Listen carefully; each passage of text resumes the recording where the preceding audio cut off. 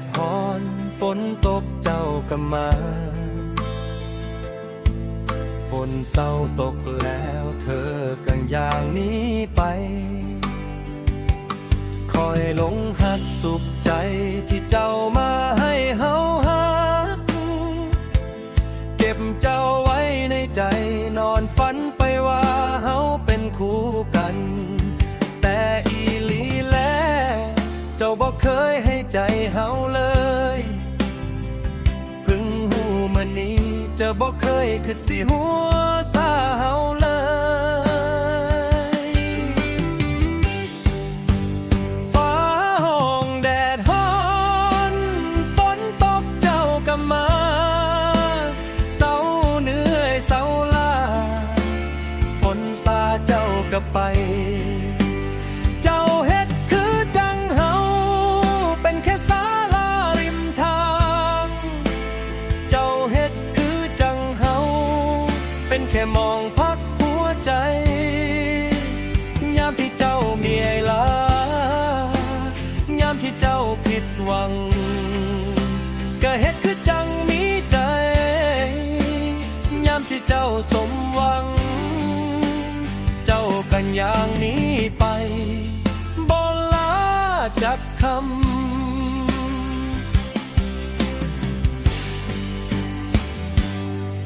ฟ้าแจ้งแดดฮ้อนเจ้าเบิ่งว่าเฮานั้นดีพ่อเศร้าเมียยน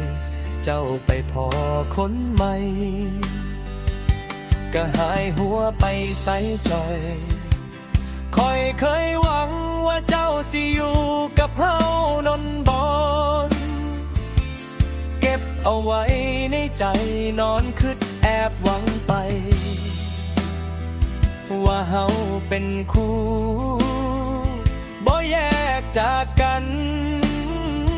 แต่อีหลีแล้วเจ้าบ่เคยให้ใจเฮาเลยเพิ่งหูเมื่อนี้เธอบ่เคยคิดสิหัวซาเฮาเลยแต่อีหลีแล้วเจ้าบ่เคยมีใจให้เฮาเลยเพิ่งหูเมื่อนี้เธอบ่เคยคิดสิหัวซาเฮาเลยฟ้าห้องแดดฮ้อนฝนตกเจ้าก็มาเศร้าเหนื่อยเศร้าล้าฝนซาเจ้าก็ไปเจ้าเฮ็ดคือจังเฮาเป็นแค่ศาลาริมทางเจ้าเฮ็ดคือจังเฮาเป็นแค่มองพักหัวใจยามที่เจ้ามีไอ้ลายามที่เจ้าผิดหวังก็เฮ็ดคือจังมีใจยามที่เจ้าสมหวังเจ้ากันอย่างนี้ไปบ่ลาจากคำบ่ฮู้สิเฮ็ดตั้งแต่น้ำตาไหลบ่เศร้าหัวเจ้าบ่แม่นของเฮาแต่ใจมันบ่จือจำสุดเถื่อที่ฟ้าห้องสุดเถื่อที่ฝนตกก็ยังนั่งท่าอยู่มองนี่ถึงหัวเธอบ่มาอีกแล้วฟ้าห้องแดดฮ้อนฝนตกเจ้าก็มาเศร้าเหนื่อยเศร้าล้าฝนสาเจ้าก็ไป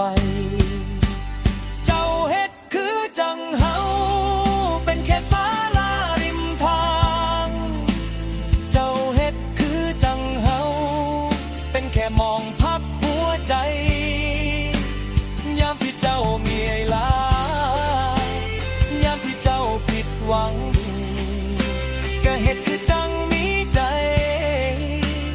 ยามที่เจ้าสมหวังเจ้าก็อย่างนี้ไปบ่ลาจากคำจังในหูมื้อนี้เจ้าแค่มาพักใจ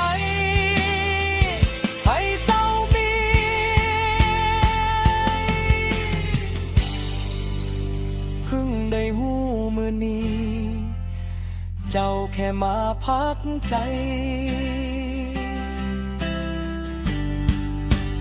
ให้เศร้ามี